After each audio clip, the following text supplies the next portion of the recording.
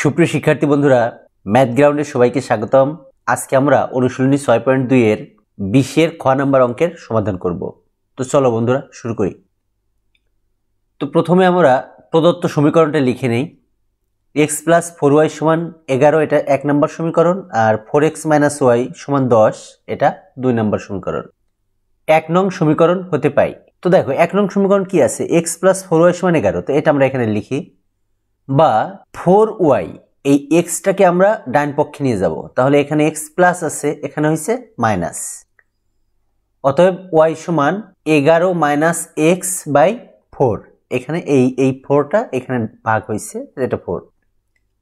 x এর বিভিন্ন মানের জন্য y এর মান বের করে নিচের ছকটি তৈরি করি। অর্থাৎ এখানে আমরা x এর বিভিন্ন মান দিব, সেই মানের জন্য y এর মান কত হয় সেই মানগুলো আমরা দিয়ে একটা ছক তৈরি করব। তো আমরা এই ছকটা হচ্ছে 1 নম্বর ছক, কারণ এটা 1 নম্বর সমীকরণ থেকে আসছে। তো দেখো প্রথমে আমরা x এর মান -9 ধরলাম। তো x এর মান -9 ধরলে আমরা এই সমীকরণটা এখানে নিয়ে এই মানগুলো তৈরি করছি। দেখো x এর জায়গায় যদি আমরা -9 ধরি, তাহলে সেটা ক্যালকুলেশন, এটা আমরা ধরো রাফ করছি, তো সেটা আসে আমাদের কত, y এর মান আসে 5। তাহলে আমরা এখানে লিখবো যে y এর মান 5। আবার x এর মান যদি আমরা -5 ধরি, তাহলে y এর মান দেখো কত আসে। x এর মান যখন আমরা -5 ধরবো, তখন y এর মান আসবে আমাদের 4। তাহলে আমরা এখানে লিখবো 4। এরপর আমরা x এর মান ধরলাম -1। তো -1 এর জন্য y এর মান কত আসে দেখি আমরা। দেখো এখানে -1 ধরছি, আমরা এটা ক্যালকুলেশন করছি, এখানে y এর মান আসছে 3। তো আমরা এখানে লিখলাম 3। x এর মান যদি আমরা 3 ধরি, এখন +3, তাহলে y এর মান কত আসে আমরা দেখি, y এর মান আসছে 2। তাহলে আমরা এখানে লিখে ফেলবো 2। এখন x এর মান আমরা +7 ধরলাম। তো x এর মান 7 এর জন্য y এর মান আমাদের এখানে ক্যালকুলেশন করে আসছে 1। তাহলে আমরা এখানে লিখবো 1। তাহলে শিক্ষার্থী বন্ধুরা, আমাদের 1 নাম্বার ছকটা তৈরি কমপ্লিট। এখন আমরা 2 নাম্বার সমীকরণটা দেখব কি হয়। তো দেখো আবার 2 নং সমীকরণ হতে পাই। তো 2 নাম্বার সমীকরণ আমাদের ছিল, দেখো 4x - y = 10, বা 4x - 8 + 10, এটাকে আমরা বাম পক্ষে আনছি, তাহলে এটা হচ্ছে মাইনাস। আর এই -y এটাকে আমরা ডান পাশে নিয়ে গেছি, তাহলে এটা হচ্ছে y + y আর কি। অতএব এবার আমরা পুরা সমীকরণটাকে আমরা পক্ষান্তর করছি, অর্থাৎ বাম পক্ষকে ডান পাশে নিয়ে আসছি, আর ডান পক্ষর পুরাটাকেই বাম পাশে নিয়ে আসছি। তো এরকম হলে আসলে চিহ্নের পরিবর্তনের কোনো প্রয়োজন নাই। অতএব y = 4x - 10। এখন x এর বিভিন্ন মানের জন্য y এর মান বের করে নিচের ছকটি তৈরি করি। এটা হচ্ছে 2 নাম্বার ছক। তো এখন x এর আমরা বিভিন্ন মান ধরবো, সেই মানের জন্য y এর মান কত আসে সেটা আমরা বের করব। তো প্রথমে দেখো x এর মান আমরা 1 ধরছি।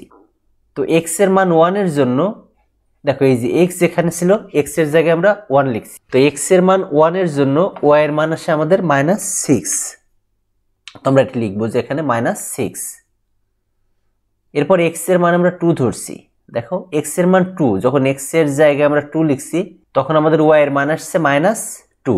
তো আমরা এটা লিখবো এখানে -2। এরপরে x এর মান আমরা 3 ধরছি। দেখো তো x এর মান যখন 3, তখন y এর মান আসছে আমাদের +2, অর্থাৎ 2। তো আমরা এখানে লিখবো 2। এরপরে x এর মান দেখো আমরা 4 ধরছি। তো x এর মান 4 এর জন্য আমাদের y এর মান কত আসছে, দেখো 6। অতএব y এর জায়গায় এখানে লিখবো 6। এরপরে x এর মান 5। তো x এর মান 5 এর জন্য y এর মান কত আসে আমরা দেখি, এখানে আসছে হিসাব করে আমাদের 10। তাহলে আমরা y এর জায়গায় লিখবো 10। তাহলে আমাদের ছক 1 এবং ছক 2 দুটাই আমাদের কমপ্লিট।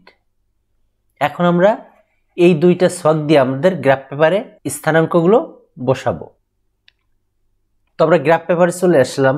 শিক্ষার্থী বন্ধুরা, গত ক নাম্বার অঙ্কে আমরা কিন্তু খুব এটা ডিটেইলস বলছি যে স্থানাঙ্কগুলো কিভাবে বসাতে হয়। তোমরা যদি এটা আরো খুব একদম ডিপলি ক্লিয়ার করতে চাও, তাহলে আমাদের ক নাম্বারের অঙ্কগুলো তোমরা আবার ক নাম্বারের অঙ্কটা দেখে আসবে। আর আমরা এখানে সংক্ষেপে বলতেছি, সেটা হচ্ছে এখানে আমাদের 4টা জায়গা আছে। দেখো এইটা 1, এটা 2, এটা 3, এটা 4, আর এটা আমি খুব সংক্ষেপে আমাদের এই বিষয়টা আবার একটু বলে দেই, যেটা এইটা হচ্ছে আমাদের x অক্ষ, অর্থাৎ x ও x ড্যাশ যেটা, এটা হচ্ছে আমাদের x অক্ষ। আর y ও y ড্যাশ যেটা, এটা হচ্ছে y অক্ষ। তো আমাদের এক্স আর ওয়াই দুইটা মান বসাতে হবে এখানে। তো এক্স এর মানের ক্ষেত্রে অর্থাৎ আমরা যখন এক্স এর মান বসাবো সেটা এক্স এর মানটা প্লাস হলে আমরা ডান দিকে যাব, এক্স এর মানটা মাইনাস হলে বাম দিকে আসব। ঠিক একইভাবে ওয়াই এর মানের জন্য ওয়াই এর মান প্লাস হলে উপরের দিকে যাব, ওয়াই এর মান মাইনাস হলে নিচের দিকে আসব। জাস্ট এটাই আমাদের নিয়ম। তো এখন আমরা অঙ্কগুলো করলে তোমরা বিষয়টা ক্লিয়ার হয়ে যাবে। তো আমাদের এখানে দেখো এক্স অক্ষ বরাবর এক ঘর সমান 1 একক আর ওয়াই অক্ষ বরাবর এক ঘর সমান 1 একক ধরছি আমরা। এবার আমরা ওই ছক দুটোকে এখানে নিয়ে আসলাম, কারণ এটা দেখে দেখে আমরা এখানে তুলবো এবং পরে এটা আবার সরিয়ে দেব।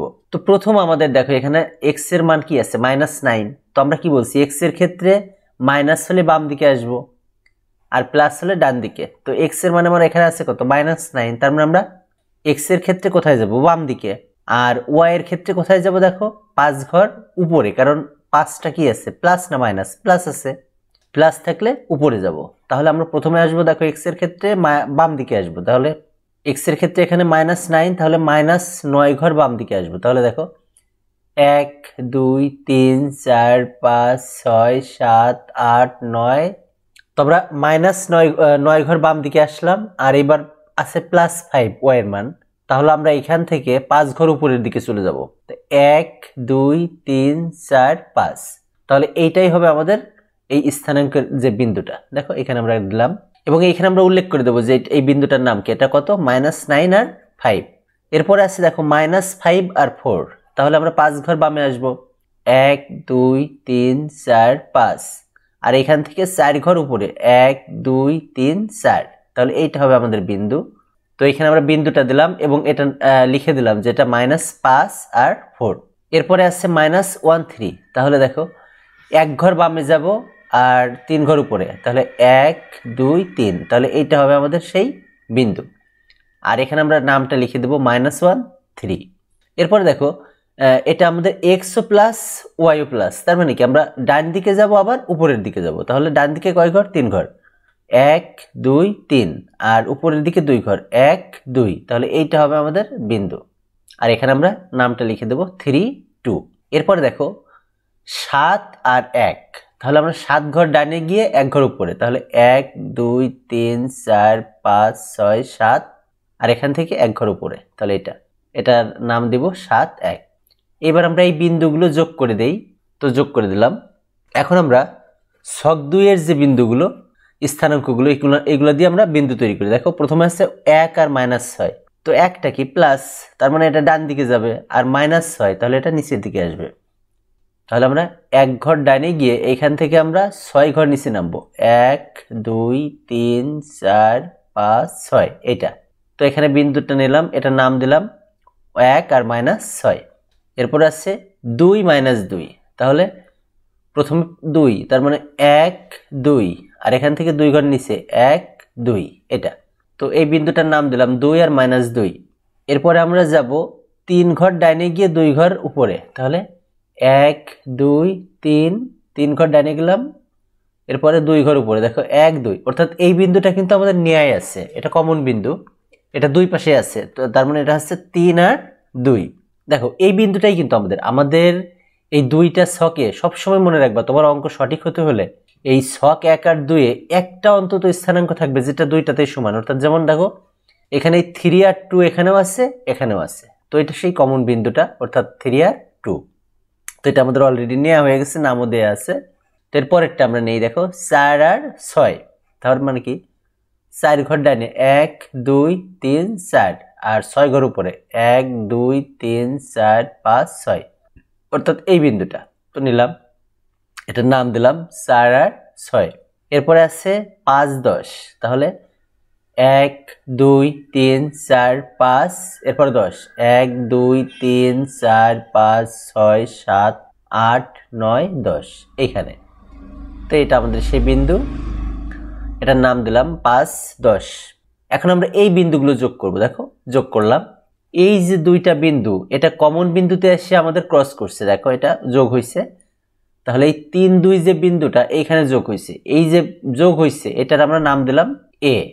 অর্থাৎ দুইটা সরল রেখা যে বিন্দুতে ছেদ করলো সেই বিন্দুটার আমরা নাম দিলাম এ। আর এ বিন্দুর স্থানাঙ্ক কত 3 আর 2। তাহলে আমাদের গ্রাফ আঁকা কমপ্লিট। এখন আমরা এই গ্রাফে যা যা করলাম এই বিষয়গুলো আমরা একটু বর্ণনা করব। তো দেখো সেটা আমরা গ্রাফটাকে একটু ছোট করে দেখালাম আর এখানে নিচে আমরা লেখাটা। তো দেখো এখানে লেখা আছে, মনে করি এক্স ও x dash O Y dash যথাক্রমে এক্স অক্ষ ওয়াই অক্ষ এবং 0 মূল বিন্দু। এক্স ও ওয়াই অক্ষ বরাবর এক ঘর সমান এক একক ধরি। ছক 1-এ -9 5 -5 4 -1 3 3 2 ও 7 1 বিন্দুগুলো ছক কাগজে স্থাপন করি। অর্থাৎ এই যে এই বিন্দুগুলো আমরা ছক কাগজে স্থাপন করলাম। এই বিন্দুগুলোকে যোগ করে উভয় দিকে বর্ধিত করলে একটি সরল রেখা পাওয়া গেল, যা 1 নং সমীকরণ দ্বারা নির্দেশিত সরল রেখার লেখচিত্র। অর্থাৎ এই যে বিন্দুগুলো আমরা যোগ করলাম, যোগ করে যে সরল রেখা পাওয়া গেল, এইটা হচ্ছে 1 নং সমীকরণ দ্বারা নির্দেশিত সরল রেখার লেখচিত্র। একইভাবে আবার ছক 2-এ 1 -6 2 -2 3 2 4 6 ও 5 10 বিন্দুগুলো ছক কাগজে স্থাপন করি। এই বিন্দুগুলোকে যোগ করে উভয় দিকে বর্ধিত করলে সমীকরণ 2 দ্বারা নির্দেশিত সরলরেখার লেখচিত্র পাই। অর্থাৎ এইবার আমরা এই যে 2 নাম্বার ছক কাগজে যে বিন্দুগুলো আছে সেই বিন্দুগুলো স্থাপন করলাম, করে এই বিন্দুগুলোকে যোগ করলে একটা সরলরেখা পাওয়া গেল, যেটা হচ্ছে 2 নাম্বার সমীকরণের নির্দিষ্ট সরলরেখার লেখচিত্র। এখন এই যে 1 আর 2 দেখো, এই সরলরেখাটি পূর্বোক্ত সরলরেখাকে এ বিন্দুতে ছেদ করে। অর্থাৎ আগের যে সরলরেখা আর এই যে সরলরেখা, এই দুইটা কি বিন্দুতে ছেদ করে? দেখো এ বিন্দুতে ছেদ করে। এ বিন্দু উভয় সরলরেখার সাধারণ বিন্দু। অর্থাৎ এই যে বিন্দুটা, এটা উভয় সরলরেখার সাধারণ বিন্দু, মানে এই বিন্দুটা আমার আগের সরলরেখাতেও আছে, এই সরলরেখাতেও আছে। এর স্থানাঙ্ক উভয় সমীকরণকে সিদ্ধ করে। লেখচিত্র থেকে দেখা যায় এ বিন্দুর ভুজ 3 এবং কোটি 2। অর্থাৎ এই এ বিন্দুর যে স্থানাঙ্ক, এই দুইটার প্রথমটাকে বলা হবে ভুজ আর দ্বিতীয়টাকে বলা হবে কোটি। এই জন্য বলছি লেখচিত্র দেখে দেখা যায় এ বিন্দুর ভুজ 3 এবং কোটি 2। অতএব নির্ণয় সমাধান x y = 3 2। এটা আমাদের অ্যান্সার। ধন্যবাদ সবাইকে।